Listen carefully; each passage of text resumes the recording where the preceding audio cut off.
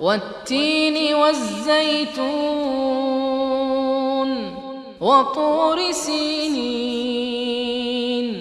وهذا البلد الأمين لقد خلقنا الإنسان في أحسن تقويم ثم رددناه أسفل سافلين إلا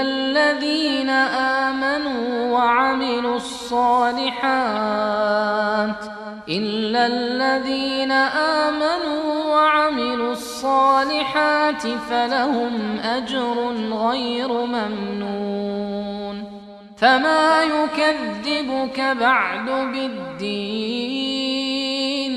أليس الله بأحكم الحاكمين